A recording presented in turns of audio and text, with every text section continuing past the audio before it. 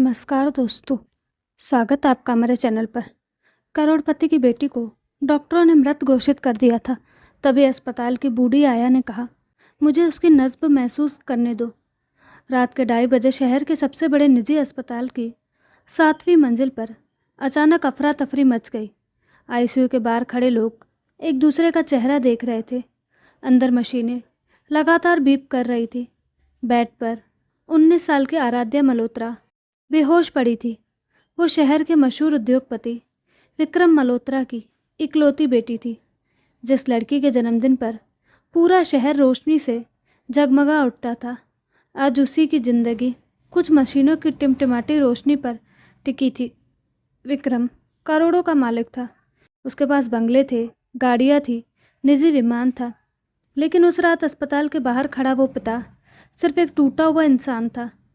Doctor साहब, मेरी बेटी को बचा लीजिए, वो बार बार यही कह रहा था। सामने खड़े न्यूरोसर्जन ने धीरे से सिर झुका लिया। हमने पूरी कोशिश की है। विक्रम की आंखों में उम्मीद चमकी। तो फिर डॉक्टरों ने गहरी सांस ली।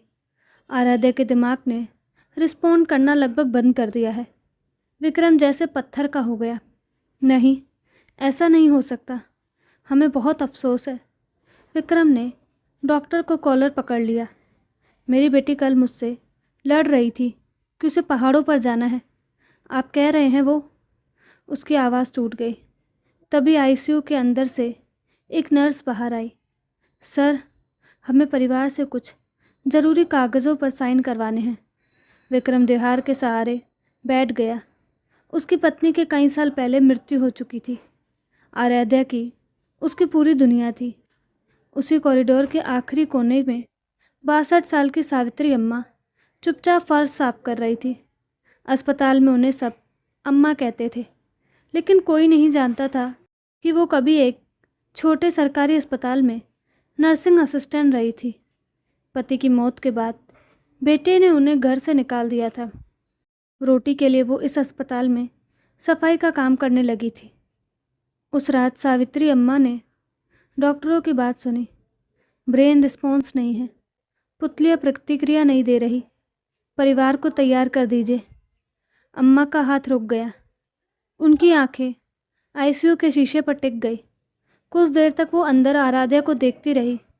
फिर अचानक उन्होंने अपनी बाल्टी नीचे रख दी। 1 मिनट, नर्स ने पलटकर देखा। क्या हुआ अम्मा? सावित्री अम्मा ने पूछा। बेटी को कब से बेहोशी है? लगभग 4 घंटे से। उसका हाथ किस तरफ है?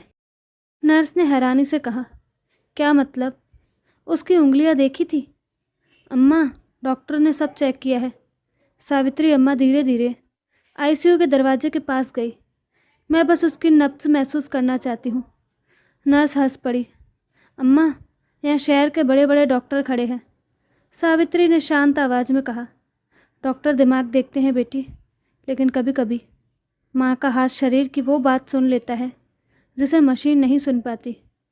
नर्स ने उन्हें हटाने की कोशिश की कि तभी सावित्री अम्मा ने कांच से आराध्या की ओर देखा।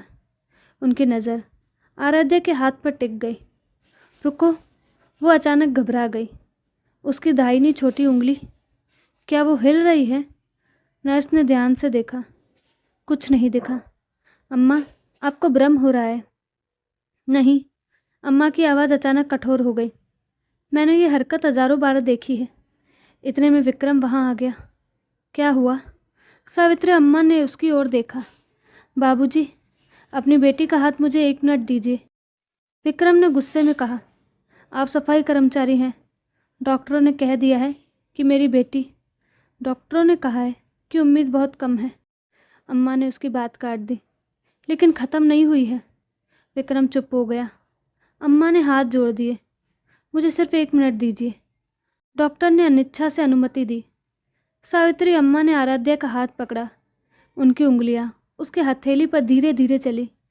फिर उन्होंने आराध्या के कान के पास जाकर फुसफुसाया। बेटी, अगर मेरी आवाज़ सुन रही हो तो अपनी छोटी उंगली हिलाना। कुछ सेकंड तक कुछ नहीं हुआ। कमरे में सन्नाटा था। फिर आराध्या की छोटी उंगली हल्की सी कांपी। नर्स के मुंह से चीख निकल गई। डॉक्टर सब दौड़कर मॉनिटर के पास पहुँचे। डॉक्टर ने तुरंत जांच शुरू की। कुछ देर बाद डॉक्टर की आंखें फैल गई। ये कैसे संभव है? सावित्री अम्मा ने कहा। क्योंकि वो अभी गई नहीं है। डॉक्टर ने दोबारा जांच की, फिर अचानक बोले, इसके दिमाग में सूजन है, लेकिन कुछ न्यूरोलॉजिकल रिस्पॉन्स अभी भी मौजूद है। विक्रम की आंखों से आंसू बहने लगे। मतलब मेरी बेटी, मतलब हमें एक और मौका मिल सकता है। अगले कई घंटों तक ऑपरेशन चला। सावित्री अम्मा बाहर फर्श पर बैठी रही। विक्रम उनके पास आकर बैठ गया। पहली बार किसी करोड़पति ने अस्पताल की सफाई वाली महिला के सामने सिर झुका दिया था। सुबह 7:30 बजे ऑपरेशन थिएटर का दरवाज़ा खुला। डॉक्टर बाहर आए। चेहरे पर हल्की मुस्कान थी। आराध्या की हालत अभी भी गंभीर है, लेकिन हमने उसे बचा लिया है। विक्रम वहीं फूट फूट कर रो पड़ा। वह दौड़कर सावित्री अम्मा के पास गया, उनके पैरों में झुक गया। आपने मेरी बेटी को बचाया है। सावित्री अम्मा ने उसे उठाया। नहीं बाबूजी, मैंने सिर्फ आपकी बेटी की आवाज़ सुनने की कोशिश की थी। विक्रम ने पूछा, आपको इतना कैसे पता चला? सावित्री अम्मा कुछ पल चुप रही, फिर बोली, क्योंकि 30 साल पहले मेरा भी एक बच्चा अस्पताल के बिस्तर पर इसी तरह पड़ा था। विक्रम ने उनकी तरफ देखा। डॉक्टरों ने कहा था वो नहीं बचेगा। अम्मा की आंखें भर आई, लेकिन मैंने उसका हाथ पकड़े रखा। वो बच्चा? सावित्री ने मुस्कुराने की कोशिश की। नहीं। कमरे में खामोशी छा गई। उस दिन मेरा बेटा चला गया था। उन्होंने अपनी आंखें पोंछी, लेकिन उसकी आखिरी उंगली की हलचल आज तक मुझे याद है। विक्रम कुछ बोल नहीं पाया। सावित्री अम्मा ने आराध्या के कमरे की ओर देखते हुए कहा, जिस माँ ने अपना बच्चा खोया हो ना बाबूजी, वो किसी दूसरे बच्चे की आखिरी उम्मीद को इतनी आसानी से मरते हुए नहीं देख सकती। कुछ दिनों बाद आराध्या को होश आया। उसने सबसे पहले अपने पिता को देखा, फिर उसकी नज़र कमरे के बाहर खड़ी सावित्री अम्मा पर पड़ी। आराध्या ने कमज़ोर आवाज़ में पूछा, ये कौन है? विक्रम की आंखें भर आई। बेटी, ये वो है जिन्होंने तुम्हें हमसे जाने नहीं दिया। आराध्या ने कांपता हुआ हाथ आगे बढ़ाया। सावित्री अम्मा उसके पास आई। आराध्या ने उनका हाथ पकड़ लिया। अम्मा, बस एक शब्द, और सावित्री अम्मा की आंखों से आंसू बह निकले।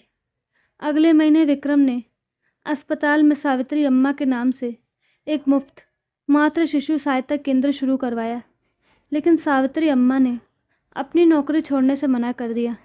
उन्होंने कहा, मुझे कुर्सी नहीं चाहिए बाबूजी, बस इतना करना कि अस्पताल में किसी गरीब की आवाज़ सिर्फ इसीलिए मत दबने देना क्योंकि उसके पास पैसे नहीं हैं। विक्रम ने सिर झुका दिया। उस दिन उसे पहली बार समझ आया, महंगी मशीनें ज़िंदगी को बचाने में मदद कर सकती हैं, लेकिन इंसानियत की कीमत कोई मशीन नहीं बता सकती। और सावित्री अम्मा, वह आज भी अस्पताल के गलियारों में पोछा लगाती हैं। फ़र्क सिर्फ इतना है कि अब जब कोई उन्हें ए पोछे वाले कहता है तो विक्रम मल्होत्रा खुद कहता है, जुबान संभाल कर बोलिए, ये वही हाथ है जिन्होंने मेरी बेटी की ज़िंदगी वापस दी है। कभी कभी ज़िंदगी बचाने वाला हाथ सबसे महंगा नहीं होता, सबसे ज़्यादा संवेदनशील होता है। इंसान की कीमत उसके पद, पैसे या कपड़ों से नहीं होती। उसकी असली कीमत उस पल सामने आती है जब वह किसी अनजान इंसान के दर्द को अपना दर्द समझकर उसके लिए खड़ा हो जाता है। तो दोस्तों, आपको कहानी कैसी लगी अपनी राय कमेंट बॉक्स में ज़रूर दें, और साथ ही हमारे चैनल को लाइक शेयर सब्सक्राइब करना ना भूलें। धन्यवाद।